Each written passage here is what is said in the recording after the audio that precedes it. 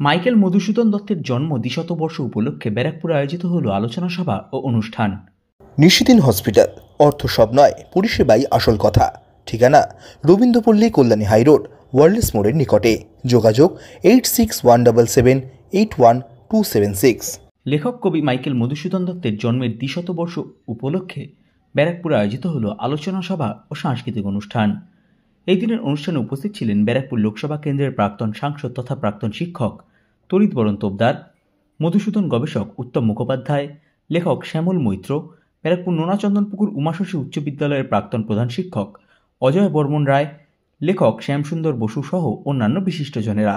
সংবাদ মাধ্যমের মুখোমুখি হয়ে ব্যারাকপুর নোনাচন্দনপুকুর উমাশশী উচ্চ বিদ্যালয়ের প্রাক্তন প্রধান শিক্ষক অজয় বর্মন রায় এবং লেখক শ্যামসুন্দর বসু জানান,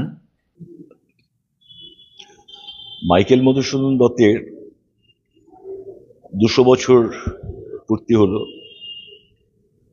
সেই কারণে 200তম জন্মবার্ষিকী উপলক্ষে গত বছর আমরা এখানেই উদ্বোধনী অনুষ্ঠানটা করেছিলাম। আর যেহেতু 200 বছর পূর্তি, সেটাকে সামনে রেখে আজকের এই অনুষ্ঠানটা ওই ঘর হলে হচ্ছে। এখানে মাইকেল মধুসূদন দত্তের সাহিত্য, তার যে অবদান বাংলা সাহিত্যে, সে বিষয় নিয়ে এবার আলোচনা করবেন বিজয়গড় কলেজের প্রফেসর ডক্টর উত্তম কুমার মুখার্জি। মাইকেলের বিভিন্ন দিক নিয়ে আলোচনা করবেন এবং অনুষ্ঠানটা উদ্বোধন করবেন আমাদের ব্যারাকপুরের প্রাক্তন শিক্ষক এবং সাংসদ তরিতবরণ তোপদার। এছাড়া বিশিষ্ট সাংস্কৃতিক ব্যক্তিত্ব শ্যামল মৈত্র তিনি থাকবেন।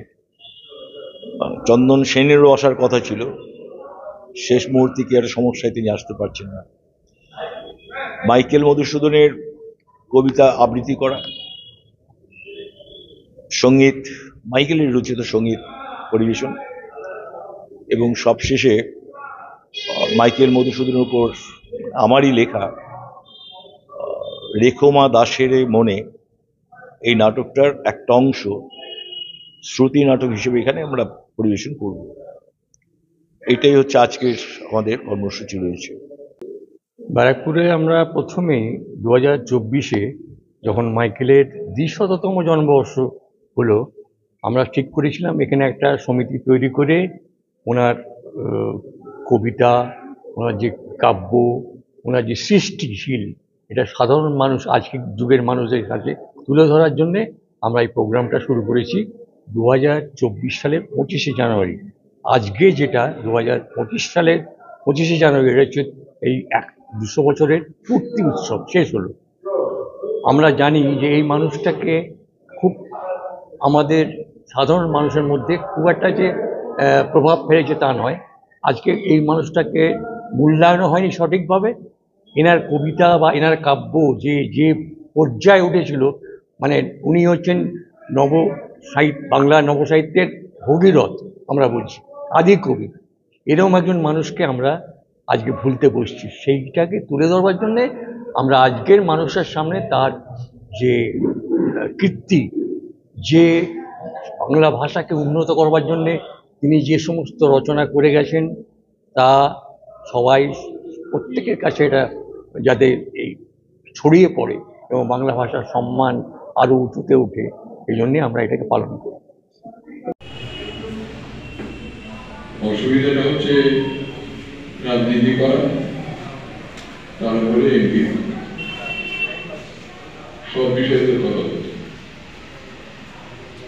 অনধিকার চর্চা যে কত করি তার কোনো পরিমাণ নেই। বরং বিভীষণ পত্নী সরমা যখন লঙ্কেশ রাবণের সমালোচনা করেছেন, তখন সরমাকে সান্ত্বনা দিতে সীতা বলেছেন বৃথা কঞ্জ দশাননে। অথচ আমরা রাবণকে এক উদ্ধত, হিংস্র, অত্যাচারী, নারী হরণকারী রাক্ষস হিসেবে দেখে এসেছি। ষড়যন্ত্রের ছবিটা দেখো, বীর বাহন পর রাবণ নিজেই যুদ্ধে যাচ্ছিল। ইন্দ্রজিৎ তখন স্ত্রী প্রমীলাকে নিয়ে বিনোদনে ব্যস্ত। দেবতারা ষড়যন্ত্র করে মায়াদেবীকে দিয়ে সে খবরটা ইন্দ্রজিতের কাছে পৌঁছে দিল। নিশিদিন ডায়াগনস্টিক সেন্টার, এ কমপ্লিট ডায়াগনস্টিক সলিউশন। আমাদের ঠিকানা 144/1 সেন্ট্রাল রোড, আনন্দপুরি, ব্যারাকপুর, কলকাতা 122। আমাদের যোগাযোগ 9875338719। সাধ্যের মধ্যে স্বপ্নের ফ্ল্যাট খুঁজছেন? লাবণ্য গ্রুপের পক্ষ থেকে ব্যারাকপুর হরিসভা মন্দিরের নিকটে সোনাঝুরি আবাসন। থাকছে lift, top floor, set, 0% GST। এছাড়াও থাকছে ব্যাংক লোনের সুব্যবস্থা। ফ্ল্যাট বুকিং চলছে। আমাদের যোগাযোগ 7278200456।